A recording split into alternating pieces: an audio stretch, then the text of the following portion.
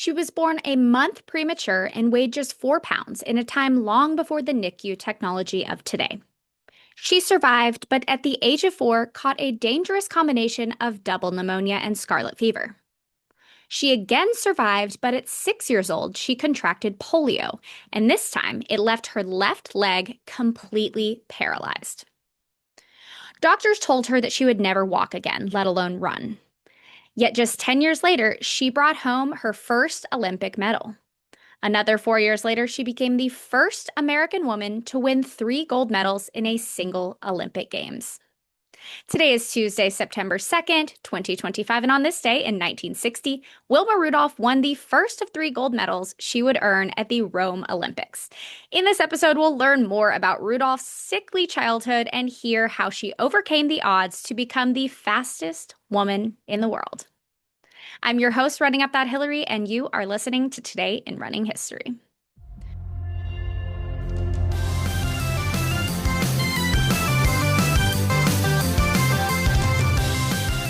It is Tat Tuesday, which means that today's episode is sponsored by my race tats. These are the awesome temporary tattoos with inspirational sayings that I wear during all of my races. Something that I have seen more and more recently within the running community is glitter. Glitter hair gel, those little glitter face freckles, you name it. If they can glitterize it, people will love it. A few months back, my race tats got in on the glittery action, and they now have 3 of their best-selling mantra tattoos available with the option of glitter. They also recently added a glitter freckle tattoo, which is expected to sell out, so you should probably jump on that one while you can. Check out those as well as all of their other fantastic products at the link in the episode description, and even better, listeners of Today in Running History can save 20% off of your order from my race tats by using my code Hillary at checkout. Now let's talk about Wilma Rudolph. She was born on June 23rd, 1940 into a large family, and when I say large, I mean really large. She was the 20th of 22 kids between her father's 2 marriages. When Rudolph contracted polio as a child, it was these siblings who were tasked with massaging her paralyzed left leg multiple times a day. No one's sure if it was those leg massages or the 90-mile trip she took with her mom to Nashville for physical therapy twice a week for 3 years, but by the age of 9, Wilma Rudolph was able to remove her leg braces and quickly learn to walk on her own. It did not take long for walking to turn into running, and by middle school, Rudolph was the star basketball player. She grew to nearly 6 feet tall during high school, and while she continued to play basketball, it was her speed on the court that really caught the eye of her coach. At that point, although she was only 14 and barely in high school, she began attending the daily practices of the women's track team at nearby Tennessee State University under Coach Ed Temple. Wilma Rudolph made her first Olympic team in 1956, when she was just 16 years old, qualifying in both the 200 meters and the 4x100 meters. She didn't make it past the preliminary heats in the 200, but Wilma Rudolph ran the 3rd leg of the 4x100 meter relay. She and her teammates, who all trained together at Tennessee State University, ended up winning the bronze medal. Rudolph returned from the Melbourne Olympics and, as a high school senior in 1958, became pregnant and gave birth to her daughter Yolanda. This marked the official end of Rudolph's basketball career, but she was more determined than ever to improve her times on the track. It was at this point that Rudolph officially enrolled at Tennessee State, where she continued to train under the tutelage of Coach Temple. Wilma Rudolph was only a sophomore at Tennessee State when the 1960 Olympic trials rolled around. 1 week prior to the trials, Rudolph set a new world record in the 200 meters and then traveled to Abilene, Texas for the trials, where she won that event and set a new American record in the 100 meters with a second win. In addition to making the U.S. Olympic team in both the 100 and 200 meters, Wilma Rudolph was named to the women's 4x100 meter relay team. The 1960 Olympics began in Rome in late August, and Wilma Rudolph's first event was the 100 meters. On September 1st, she won both her qualifying and quarterfinal heats, and the following day, she won the semifinal in a new world record of 11.4 seconds. During the 100-meter final, exactly 65 years ago today, Wilma Rudolph won by a full quarter of a second, securing her first Olympic gold medal. Her time of 11.18 was significantly faster than the world record she had set during the semis, but because it was wind-aided, it did not officially count as a record. Rudolph did not have much time to celebrate that first gold medal because the next day were the heats for the 200 meters.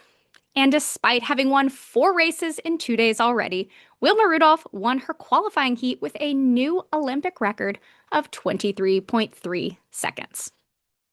She did not compete on September 4th, but returned on the 5th for the semifinals, which she won, and the final, which she won by another huge margin of nearly half of a second. Rudolph's win in the 200 meters marked her second Olympic gold, but she still had one event left to go. 2 days later, on September 7th, 1960, Wilma Rudolph ran anchor for the U.S. women's 4x100-meter relay team during the qualifying heats, and not only did they win that race, they did so in a new world record of 44.5 seconds. Just like in 1956, all 4 of the women running in that relay were teammates who trained at Tennessee State University. Those 4 women took to the track for the relay final on September 8th. The gun went off, and Martha Hudson ran the first leg. She passed the baton to Lucinda Williams, who ran it to Barbara Jones. And at the 300-meter mark, Jones handed off the baton to their team's anchor, Wilma Rudolph, who won the race in a cumulative time of 44.72 seconds. The moment she broke the tape, Wilma Rudolph became the first American woman to win 3 gold medals in track during a single Olympics, a feat that would not be repeated until 1988 when Florence Flojo Griffith Joyner did so in the exact same 3 events as Rudolph. When Wilma Rudolph returned to the U.S. following her triple gold in Rome, she was received as a national hero. The governor of Tennessee, Buford Ellington, planned a festival to celebrate her victories, but because of Ellington's stance as a segregationist, Rudolph initially refused to attend. Instead of canceling or holding the festivities without her, Ellington reluctantly agreed to integrate the parade, which marked the first ever racially integrated event to be held in Clarksville. Rudolph wanted to retire while still on top, and so she did in 1962 while she was still the world record holder in all 3 of her events. She continued her education at Tennessee State University, where she graduated with a bachelor's degree in elementary education in 1963. She married her high school sweetheart and the father of her daughter Yolanda that same year, and the couple had 3 more children between 1964 and 1971. After retiring from competition and graduating from college, Rudolph returned to the elementary school she had attended to teach 2nd grade. She also coached track at her high school alma mater.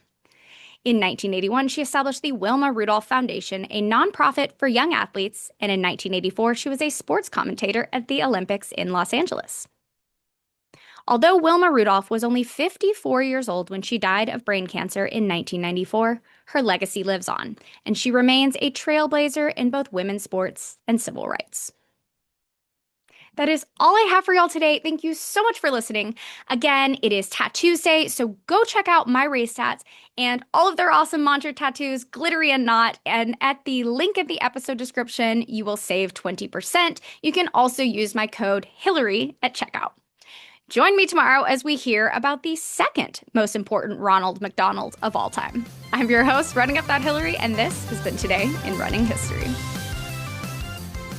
On September 1st, she won both her qualifying and quarterfinal. It's on a roll there. Okay. When Wilma